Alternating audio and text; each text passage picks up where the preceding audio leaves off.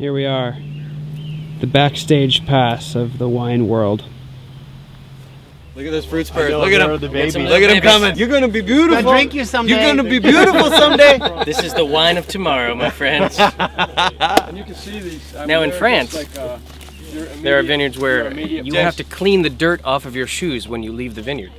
And I wouldn't be surprised if someday you have to do that here. Keep rolling. Just keep rolling. Welcome back to the Happy Hour, guys, featuring myself, Jimmy Ludwig, and Mark Aldrich. And we've got a good one for you. Recently, Mark was up in the Finger Lakes visiting, this is in 2016, and said to me, hey, whatever happened to that footage from Damiani Wine Cellars that we shot 5 years ago? Yes, we were at Damiani Wine Cellars in 2011, and of course, you guys have all seen that episode, which has us sitting with Amy Cheadle and tasting some of their amazing wine in their tasting room overlooking Seneca Lake. The tasting part was amazing. Amy took very, very good care of us. She's no longer at Damiani, by the way. She's moved on to a little place called Cornell. Pretty cool. And if you're a Happy Hour guy, after you shoot a wine tasting episode, what do? You go next door to Two Goats, an amazing brewery, a gorgeous brewery, and you have a quick beer. And there, we accidentally met Damiani's winemaker and co-founder, Phil Davis. And Phil decided to give us the backstage tour. And well, some pretty cool stuff happened.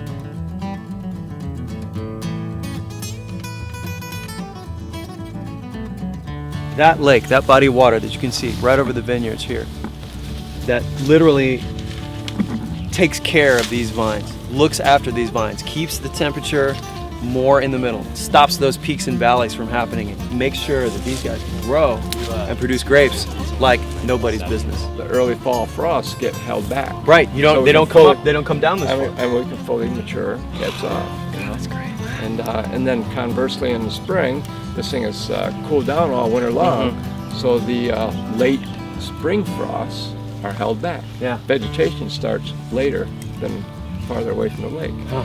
Last year was a great example that we got that early heat, but Yeah, it was really dangerous. We were right on the edge. There was Yeah. a couple days where if it was a degree colder and we had less air movement, we could have lost everything. It turned into the best year we ever had. The immediate post-bloom stage, Yeah. you can still see some of the flowers falling Yeah. off there. See the little trails of blossoms there. So this is our Cabernet Sauvignon crop this year. We will do a couple more thinnings, but it's this is our crop. So when do you harvest that? I harvested it as late as like November 10th. That late? In the November snow. 10th? In the snow. Really? You gotta be ready. But, And you got what, like 3 days? You have a to week? know what you're How looking much for. time We, do you gotta have? we be actually, ready to prep it we anytime. actually, in terms of maturing our fruit, we'll let it hang to the nth degree. So once it's ready to go, you've got about a day and a half, 2 days. God, it's like you're sitting there And- on and a you starting gotta go. line waiting for the gun to go You off. gotta go. A lot of people, Definitely. are too nervous to do that. You gotta have steady nerves. Yeah, I mean you can make really good wine, but if you want to make great wine, you run it right to the razor edge, and that's what we do here. So let's Wow. go taste some wine. Oh, okay. Phil knows nature good enough. Taste We have wine. here like 09. I couldn't possibly. Like, talk about. So for the longest time, Phil was a logger, right? So he has a new skidder, and very proud of this right here. Hector logging. Oh, and it's full of wine. Psych!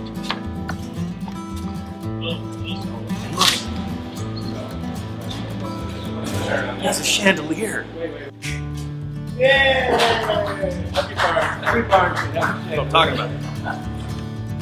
Now my dear friend Christian Therion, hand blown. We're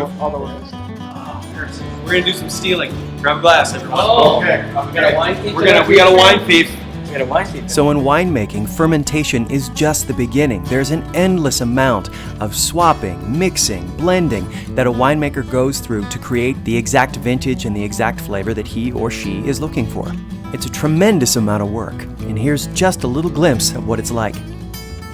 By the way, when we said stealing before, that was in reference to an instrument called a wine thief, which is a long glass tube that you put your thumb on the end. You then pull wine directly out of the barrel to check and see what's going on with it. Oh, this is going to be fun. But wait, we're getting ahead of ourselves. Some wines age in the barrel, and some wines age only in stainless steel tanks. So why don't we try that first? So we'll start here.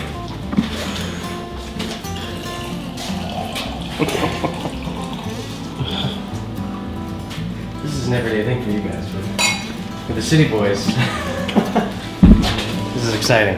Yeah. So I can taste that lower vineyard. I can taste my upper vineyard. I can taste the vineyard I have in Kaywood. I can taste the. So you can taste the difference because you know specifically where those grapes are. And it really helps me to focus on my agriculture. And we're here to tell you, you don't think of Pinot Noir coming from the Finger Lakes, but you should. Yeah.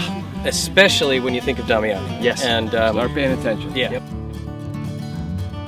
This is the vineyard I buy fruit from. Interlaken. It's probably, what, 10 miles from here, something like that. Totally different terroir, different facing slope. The soil composition is much, much different. What you need to pay attention to here is this 115. This is an isolated clone from their vineyard. We'll go right to the 115 from my vineyard so you can really taste terroir. Because agriculturally, their vineyard is handled Impeccably. what we're with taste trials we're doing right now.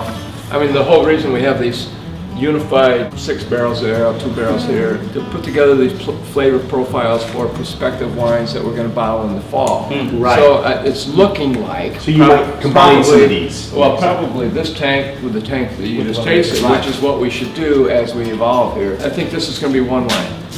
These two are going to be one wine. What is really amazing to me is that even like with all of this and all of the experience and all of the history and the heritage, what it really comes down to is someone's palate. Like, the human, you can never remove the human element from when a wine is ready and when it is meant to be. I mean, when we're creating the wines, typically up in the lab, there'll be 12 different options. Yes. Right. But at that point, you've narrowed it down to 6 or 7. Yeah. Then you come back the next day, do the same thing over. Oh, Lordy. That's way more base. Phil, what is it that makes you pick a wine? Well, it's the nose, it's the palate, and when you integrate the two, it gives me a hard arm. There you go. And on that happy note, cheers, everyone. Cheers. Salud. Salud. That's the human element. Yes, it is. So this gives you just a small idea of how much work these vintners do creating the blends that you drink every single day. I know it doesn't really look like work, but you know what? It is. So the next time you go to your local winery, hug your winemaker while you're still sober. We can't be responsible for what happens after that. And we'll see you guys next time. Cheers.